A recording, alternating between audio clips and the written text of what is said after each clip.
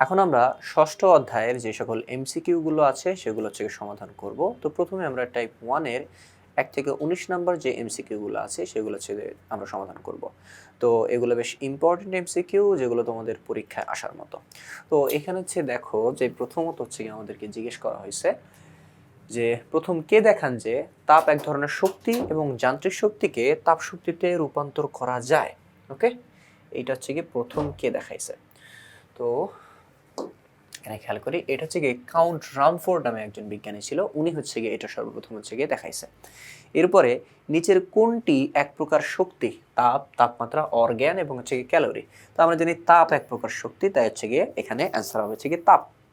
এরপর হচ্ছে গিয়ে তাপের এসআই একক কোনটি? এটা কিন্তু তাপ, খেয়াল করি, তাপমাত্রা না। তো হচ্ছে গিয়ে তাপের এসআই একক হচ্ছে গিয়ে আমাদের জুল। তাপ এক প্রকার শক্তি, আর যে কোনো শক্তির একক হচ্ছে গিয়ে জুল। এরপরে যে কোয়েশ্চেনটা আমাদেরকে জিজ্ঞেস করছে যে সুপ্ত তাপ কোনটির পরিবর্তন ঘটায় বা কিসের পরিবর্তন হচ্ছে ঘটায়? তো আমরা জানি সুপ্ত তাপ পদার্থের অবস্থার পরিবর্তন হচ্ছে ঘটায়, পদার্থের অবস্থার পরিবর্তন ঘটায়। যেই তাপের জন্য পদার্থের তাপমাত্রা বাড়ে না কিন্তু হচ্ছে গিয়ে অবস্থার পরিবর্তন হয়, সেই তাপটাকে হচ্ছে আমরা বলি হচ্ছে কি সুপ্ত তাপ। এরপর হচ্ছে বলছে যে 1 জুল তাপ সমান কত ক্যালোরি। ঠিক আছে, 1 জুল তাপ কত ক্যালোরির সমান? এইটা হবে হচ্ছে গিয়ে আমাদের অপশন খ 0.24 জুল। 0.24 জুল। তাহলে হচ্ছে গিয়ে 1 জুল তাপ সমান হচ্ছে গিয়ে কত ক্যালোরি? 0.24। ঠিক আছে, তো 1 জুল তাপ সমান হচ্ছে গিয়ে কত ক্যালোরি? 0.24 ক্যালোরি হবে, ক্যালোরি জুল না। আচ্ছা, এরপর হচ্ছে বলছে যে পরম শূন্য তাপমাত্রা হচ্ছে গিয়ে কোনটা? পরম শূন্য তাপমাত্রা মানে যেই তাপমাত্রা হচ্ছে গিয়ে যে কোনো গ্যাসের আয়তন শূন্য হয়ে যাবে, ওই তাপমাত্রাটাকে আমরা হচ্ছে পরম তাপমাত্রা বলি। ওটাকে যদি আমরা সেলসিয়াসে যদি হচ্ছে গিয়ে পরম তাপমাত্রা মাপি, তাহলে হচ্ছে পাবো -273°C। এটা ঠিক আছে। আর -273°C কেলভিনে নিলে পাবো 0 কেলভিন। আর -273°C ফারেনহাইটে নিলে 0 ডিগ্রি ফারেনহাইট পাওয়া যাবে না, অর্থাৎ এই অপশনটা ভুল। তাহলে হচ্ছে গিয়ে আমাদের অপশন হচ্ছে দ্বারা 1 এবং 3, যেটা হচ্ছে গিয়ে আমাদের খ নাম্বারে। তাহলে হচ্ছে গিয়ে 6 এর অ্যান্সার হচ্ছে গিয়ে খ। এরপরে যে কোয়েশ্চেনটা যে তাপমাত্রিক পদার্থ নয় কোনটা? তাপমাত্রিক পদার্থ হচ্ছে 9 কয়টা? অ্যালকোহল, পানি, পারদ এবং হচ্ছে গ্যাস। তো তাপমাত্রিক পদার্থ কোনটা না বা কোনগুলো তাপমাত্রিক পদার্থ, এগুলো হচ্ছে বোঝার সবচেয়ে ভালো উপায় হচ্ছে গিয়ে যে সকল পদার্থ দিয়ে আমি থার্মোমিটার বানাইতে পারি ওগুলো হচ্ছে গিয়ে তাপমাত্রিক পদার্থ। তো অ্যালকোহল থার্মোমিটার আছে, গ্যাস থার্মোমিটার আছে, পারদ থার্মোমিটার আছে, পানির কোনো থার্মোমিটার নাই। তাহলে এইটা হচ্ছে গিয়ে আমাদের তাপমাত্রিক পদার্থ না। তাহলে সেই 7 এর অ্যান্সার হচ্ছে গিয়ে খ। এরপরে হচ্ছে কি আমাদের 8 নাম্বার প্রশ্নে জিজ্ঞেস করছে পদার্থের তাপমাত্রিক ধর্ম কোনটা? পদার্থের তাপমাত্রিক ধর্ম হচ্ছে কি কোনটা? তো পদার্থের তাপমাত্রিক ধর্ম কি? যেই ধর্মটাকে ব্যবহার করে আমরা হচ্ছে গিয়ে তাপমাত্রা নির্ণয় করতে পারবো, ওই ধর্মটাই হচ্ছে গিয়ে তাপমাত্রিক ধর্ম। তো এখানে হচ্ছে গিয়ে আয়তন হচ্ছে গিয়ে একটা তাপমাত্রিক ধর্ম, আয়তন একটা তাপমাত্রিক ধর্ম। তো এরপরে হচ্ছে গিয়ে 9 নাম্বার কোয়েশ্চেন যে কোনো পদার্থের মোট তাপের পরিমাণ অণুগুলোর মোট গতিশক্তির সাথে কিভাবে সম্পর্কযুক্ত? তো দেখো যে পদার্থের মোট তাপের পরিমাণ অণুগুলোর গতিশক্তির সমানুপাতিক। ঠিক আছে, তাই হচ্ছে গিয়ে আমরা এখানে লিখতে পারি সমানুপাতিক। ওকে, যে আমরা হচ্ছে গিয়ে আণবিক গতি পদার্থের অণুর যে গতিতত্ত্ব বা আণবিক যে গতিতত্ত্ব আমাদের বইতে হচ্ছে গিয়ে আছে, ওইখানে হচ্ছে গিয়ে এই লাইনটা হচ্ছে গিয়ে লেখা। তো এরপর হচ্ছে গিয়ে 10 নম্বর যে কোয়েশ্চেন, এখানে হচ্ছে কি বলছে পদার্থের অভ্যন্তরস্থ অণুগুলোর গতিশক্তি কি রূপে প্রকাশ পায়? অণুগুলোর গতিশক্তি হচ্ছে গিয়ে তাপ শক্তি রূপে প্রকাশ পায়। ওকে, এরপর হচ্ছে গিয়ে 11 নম্বর হচ্ছে কোন জোড়া বস্তুর তাপমাত্রিক ধর্ম? এখানে কোনগুলো হচ্ছে গিয়ে তাপমাত্রিক ধর্ম? তো আয়তন এবং বল, চাপ এবং ঘনত্ব, তারপর রোধ এবং ভর এবং হচ্ছে গিয়ে বেগ এবং রোধকত্ব। তো এগুলো হচ্ছে কি মধ্যে কোনটাকে হচ্ছে কি আমি তাপমাত্রিক ধর্ম হচ্ছে কি বলতে পারি? তো আমি আগে বলছি যে তাপমাত্রিক ধর্ম কোনগুলা, যে তাপ দিলে কোনো বস্তুর বিভিন্ন ধর্মের পরিবর্তন হবে। এখন সব ধর্মকে আমি তাপমাত্রিক ধর্ম বলতে পারবো না, যেগুলাকে ইউজ করে আমি তাপমাত্রা মাপতে পারবো ওগুলো হচ্ছে গিয়ে তাপমাত্রিক ধর্ম। তো তাপ দিলে হচ্ছে গিয়ে আয়তন আর বল তো চেঞ্জ হয় না, তাহলে হচ্ছে গিয়ে এইটা হচ্ছে আয়তন চেঞ্জ হয় বাট বল তো চেঞ্জ হয় না, তাহলে হচ্ছে গিয়ে এইটা হচ্ছে গিয়ে এই জোড়াটা হচ্ছে গিয়ে আমাদের তাপমাত্রিক ধর্ম না। নেক্সট হচ্ছে রোধ এবং ভর, রোধ চেঞ্জ হয় কিন্তু ভর চেঞ্জ হয় না, তাহলে হচ্ছে গিয়ে এইটাও হচ্ছে গিয়ে না। হচ্ছে গিয়ে বেগ এবং রোধকত্ব, তো রোধকত্ব এটা একটা ফিক্সড ভ্যালু হচ্ছে গিয়ে থাকে, তাপমাত্রা হচ্ছে গিয়ে চেঞ্জ হলে হচ্ছে চেঞ্জ হয় না। বেগের সাথে তো হচ্ছে গিয়ে তাপমাত্রা তেমন কোনো সম্পর্ক নাই, তো এইটাও না। থাকে হচ্ছে গিয়ে এটা চাপ এবং ঘনত্ব। তো তাপ দিলে চাপ এবং ঘনত্ব এই দুইটার হচ্ছে চেঞ্জ হয়। তো এইগুলার চেঞ্জগুলোকে হিসাব করে পরবর্তীতে আমরা তাপমাত্রা মাপতে পারি। তাই 11-এর অ্যান্সার হবে হচ্ছে গিয়ে খ। এরপরে হচ্ছে গিয়ে আমরা পরের যে কোয়েশ্চেন 12 নাম্বার, এখানে হচ্ছে চলে আসি। এখানে হচ্ছে কি বলছে যে কোনটি পারদ থার্মোমিটারের তাপমাত্রিক ধর্ম। তো পারদ থার্মোমিটার হচ্ছে কি, দেখো কিছু পারদ থাকে, আমরা নর্মাল যে থার্মোমিটার বাসা বাড়িতে ইউজ করি আমাদের জ্বর হইলে তাপমাত্রা বোঝার জন্য। তো ওইখানে হচ্ছে দেখবা ওর ভিতরে যে পারদ হচ্ছে কি থাকে, খুব চিকন অল্প একটু পারদ থাকে, ওইটা হচ্ছে কি আমাদের শরীরের তাপে হচ্ছে কি হয়, ওই পারদটা আস্তে আস্তে উপরের দিকে উঠতে থাকে, অর্থাৎ পারদের দৈর্ঘ্য চেঞ্জ হয়, অন্য কিছু হচ্ছে কি চেঞ্জ হয় না। চাপ, ঘনত্ব, রোধ এসব তো চেঞ্জ হয় না, চেঞ্জ হয় কি শুধুমাত্র দৈর্ঘ্য। তাহলে পারদ থার্মোমিটারের তাপমাত্রিক ধর্মটা হচ্ছে গিয়ে দৈর্ঘ্য। আর ওই দৈর্ঘ্য কত উপরে উঠতেছে ওইখানে থার্মোমিটারের গায়ে আমরা দাগ কেটে কিন্তু সে তাপমাত্রা মাপতে পারি। তাই দৈর্ঘ্যটা হচ্ছে গিয়ে এখানে হবে অ্যান্সার। পানির ত্রৈধবিন্দুর তাপমাত্রা হচ্ছে কত? পানির ত্রৈধবিন্দুর তাপমাত্রা হচ্ছে গিয়ে 273.16 কেলভিন। তাহলে হচ্ছে গিয়ে যেটা হচ্ছে গিয়ে 0 ডিগ্রি সেলসিয়াস বলতে পারবো, বাট এখানে কত 0.16 ডিগ্রি সেলসিয়াস আছে, তো এটা হচ্ছে গিয়ে হবে না, হবে হচ্ছে গিয়ে কোনটা, এটা 273.16 কেলভিন। এরপর হচ্ছে গিয়ে সুস্থ মানুষের দেহের তাপমাত্রা হচ্ছে কত? তো আমরা জানি মানুষের স্বাভাবিক যে তাপমাত্রা থাকে সেটা হচ্ছে কত, 98.4 ডিগ্রি ফারেনহাইট, তাই তো? তো সবাই অ্যান্সার দেখা দিবা এইটা, কিন্তু আসলে এটা ভুল অ্যান্সার। কেন? কারণ হচ্ছে গিয়ে আমাদের যে স্বাভাবিক তাপমাত্রা সেটা হচ্ছে গিয়ে ফারেনহাইট, ঠিক আছে, 98.4 ডিগ্রি ফারেনহাইট, কিন্তু এখানে কি আছে, সেলসিয়াসে আছে। তো এখন হচ্ছে আমাদের কি করতে হবে, মানুষের যে স্বাভাবিক তাপমাত্রা 98.4 ডিগ্রি ফারেনহাইট, ওটাকে সেলসিয়াসে কনভার্ট করতে হবে। তো সেলসিয়াসে কনভার্ট করার সূত্র হচ্ছে আমরা কি জানি, যে সি, সেলসিয়াস থেকে ফারেনহাইটে যাওয়ার যে সূত্র, যে C/5 যেগুলো কত, F-32/9।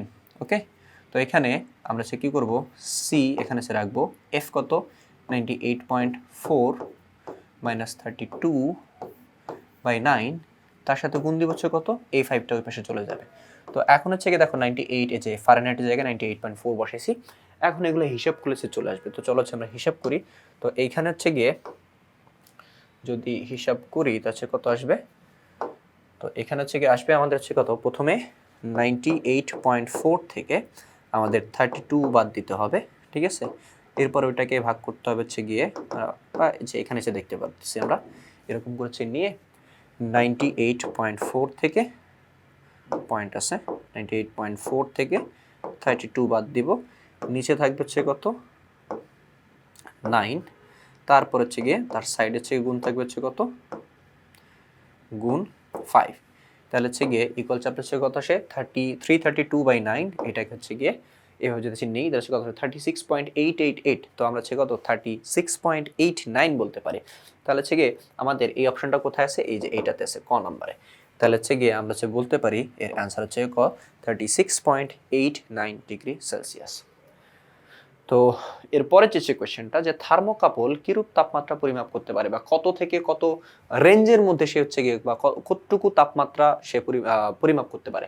থার্মোকাপল হচ্ছে -200 ডিগ্রি সেলসিয়াস থেকে 1000 ডিগ্রি সেলসিয়াস পর্যন্ত হচ্ছে পরিমাপ করতে পারে, এরকম বা বেশি তাপমাত্রা সে পরিমাপ করতে পারে না, তাই অ্যান্সার হবে হচ্ছে গিয়ে ক। এরপর হচ্ছে গিয়ে বলছে কোন তাপমাত্রায় সেলসিয়াস এবং ফারেনহাইট স্কেল সমান। এটা হচ্ছে গিয়ে -40 ডিগ্রি সেলসিয়াস তাপমাত্রায় সেলসিয়াস এবং ফারেনহাইট স্কেল সমান। মানে -40 ডিগ্রি সেলসিয়াসে গেলে তুমি সেলসিয়াস স্কেলও -40 দেখবা, ফারেনহাইট স্কেল হচ্ছে কত, তুমি হচ্ছে গিয়ে -40 দেখবা, অর্থাৎ -40 ডিগ্রি সেলসিয়াস বা -40 ডিগ্রি ফারেনহাইট তাপমাত্রায় দুটোই কি আসবে, সমান আসবে। এটা একটু মুখস্থ রাখো, এটা থেকে প্রায় কিন্তু আসে।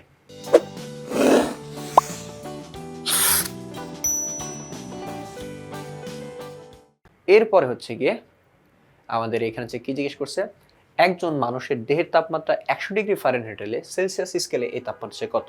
মানে আমাদেরকে এখানে ফারেনহাইট স্কেলের হচ্ছে গিয়ে ভ্যালুটা হচ্ছে কি বলা আছে, ফারেনহাইট স্কেলের হচ্ছে ভ্যালু হচ্ছে কি বলা আছে, মানে এফ বলা আছে। আমাদেরকে এই এফ থেকে যেতে হবে হচ্ছে কোথায়, সিতে। এফ থেকে কই যেতে হবে, সিতে। তাহলে হচ্ছে গিয়ে আমরা এফ থেকে সিতে, মানে সিতে কনভার্ট করার হচ্ছে সূত্র জানি, সূত্র কি C/5 = F -32/9।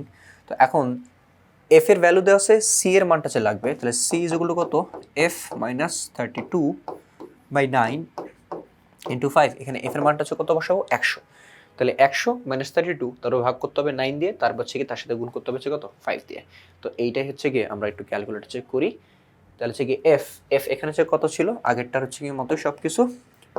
এফ কত ছিল, 100 - 32, তারপর হচ্ছে কত আসবে, ভাগ 9, তারপরে হচ্ছে তার সাথে গুণ যাবে হচ্ছে কি 5, তাহলে হচ্ছে কি এইখানে হচ্ছে আমাদের অ্যান্সার আসে 34/9 থেকে এই এসটি এই বাটনটা চাপ দিলে হচ্ছে কি আমাদের দশমিক এসে চলে আসবে। তো দেখো এখানে সে মিলাও কোনটা আসে 37.77, যেটা হচ্ছে গিয়ে অ্যান্সার হচ্ছে কত আমাদের হচ্ছে গিয়ে ক নাম্বারটা। ঠিক আছে, আশা করি সেটা বুঝতে পারছি। তো এরপর হচ্ছে গিয়ে আমাদের পরের যে কোয়েশ্চেন, যে 1 গ্রাম পানির তাপমাত্রা বাড়াতে হলে যেই পরিমাণ তাপের দরকার সেটাকে হচ্ছে কি বলে? সেটাকে বলে হচ্ছে 1 ক্যালোরি। 1 ক্যালোরি কি? 1 গ্রাম পানির তাপমাত্রা বাড়ানোর জন্য যে পরিমাণ তাপ প্রয়োজন সেটা হচ্ছে 1 ক্যালোরি। ওকে, তো এরপর হচ্ছে গিয়ে পরে যে কোয়েশ্চেনটা 19 নাম্বারটা, এখানে আমাদেরকে কি বলছে, সূক্ষ্মভাবে তাপমাত্রা পরিমাপের জন্য কি কি এখানে হচ্ছে গিয়ে প্রয়োজন? তো পারদের প্রসারণ, অ্যালকোহলের প্রসারণ, নির্দিষ্ট আয়তনে রক্ষিত গ্যাসের চাপ। তো এইখানে যে তিনটা অপশন হচ্ছে আমাদের কাছে দেয়া আছে, এই তিনটা অপশনের কোনটা কোনটা দিয়ে আমি সূক্ষ্মভাবে তাপমাত্রা পরিমাপ করতে পারবো? তো দেখো, পারদের প্রসারণ এইটা দিয়ে আমি তাপমাত্রা পরিমাপ করতে পারবো কিভাবে? আমাদের যে থার্মোমিটারগুলো থাকে ওই থার্মোমিটার মধ্যে নর্মালি আমরা যে থার্মোমিটারগুলো ইউজ করি ওইখানে পারদ থাকে। তো এই পারদপূর্ণ থার্মোমিটারটা যখন হচ্ছে গিয়ে আমাদের বডিতে জ্বর আসার পরে যে তাপমাত্রা বেড়ে যায়, তখন আমরা হচ্ছে গিয়ে যখন ওই থার্মোমিটারটা আমাদের বডির উপর রাখি, তখন আমাদের বডি থেকে তাপ পেয়ে ওর ভিতরের হচ্ছে গিয়ে যে পারদগুলো আছে, পারদগুলো তাপের কারণে কি হয়, প্রসারিত হয়। তো সে ডানে বামে প্রসারিত হইতে পারে না, কারণ ডানে বামে জায়গা থাকে না, উপরে জায়গা থাকে, খালি জায়গা থাকে, ওই বরাবর সে প্রসারিত হয়। তো এর আয়তনটা প্রসারিত হয়। বাট এখনো অনেকের মনে হচ্ছে কোয়েশ্চেন, একটু আগে তো আমরা সেম টাইপের একটা কোয়েশ্চেন দেখছিলাম, ওইখানে স্যার আপনি বলছেন যে দৈর্ঘ্য প্রসারিত হয়। তো এইখানে হচ্ছে আমরা একটু খেয়াল করি, দেখো এই যদি আমাদের পারদের টিউবটা হয়, ঠিক আছে, তো এই পারদ কি করবে, ডানে বামে তো তার যাওয়ার জায়গা নেই, সে হচ্ছে কি বাড়বে কোন দিকে, শুধু উপরের দিকে। তো দেখো উপরের দিকে বাড়তেছে মানে কি, তার দৈর্ঘ্য বা উচ্চতা বাড়তেছে, আর দৈর্ঘ্য বা উচ্চতা যদি সে বাড়ে, তার আয়তনও কিন্তু সে বাড়বে। কেন? কারণ আয়তনের সূত্র কি, দৈর্ঘ্য ইন্টু প্রস্থ ইন্টু উচ্চতা। ঠিক আছে, এই বা আরো ভালোভাবে চলে হচ্ছে কি বলি আমি, যে আয়তনের সূত্র হচ্ছে গিয়ে ক্ষেত্রফল ইন্টু উচ্চতা। তো আমাদের পারদের এই যে পারদে যে থার্মোমিটারটা থাকে, এর সাইডে বাড়ার তো হচ্ছে কোনো চান্স নাই, মানে ক্ষেত্রফল বাড়ার কোনো চান্স নাই, বাড়ার চান্স আছে শুধু কি উচ্চতা বা দৈর্ঘ্যের। তাই আমরা হচ্ছে বলতে পারি পারদের প্রসারণের সাহায্যে আমরা কি করতে পারি, সূক্ষ্মভাবে তাপমাত্রা পরিমাপ করতে পারি। এই কোশ্চেনটাকে তোমরা আরেকভাবে মনে রাখতে পারো যে কোনগুলো হচ্ছে গিয়ে থার্মোমিটার হচ্ছে বানানোর জন্য হচ্ছে গিয়ে উপযোগী। তো পারদের প্রসারণ, ঠিক আছে, অ্যালকোহলের প্রসারণ, অ্যালকোহলের যে অ্যালকোহল থার্মোমিটার হচ্ছে গিয়ে আছে, মানে কিছু থার্মোমিটারে পারদের পরিবর্তে ওইখানে কি করে অ্যালকোহল হচ্ছে রাখে। তো অ্যালকোহল থার্মোমিটার থাকে, আর গ্যাস থার্মোমিটারও আছে, ওইখানে গ্যাসের চাপের উপর হচ্ছে ডিপেন্ড করে তাপমাত্রা নির্ণয় করা হয়। তো এইটাও ঠিক আছে। তো 1, 2, 3 অর্থাৎ অ্যান্সার হবে আমাদের ঘ। তো এই ছিল আমাদের টাইপ 1 যে সকল এমসিকিউগুলো। তো পরবর্তী পর্বে আমরা টাইপ 2 এর যে গ্যাসীয় পদার্থের যে প্রসারণ ওই সম্পর্কিত যে এমসিকিউগুলো আছে সেগুলো নিয়ে আলোচনা করব। তো সবাই ভালো থাকো, আল্লাহ হাফেজ।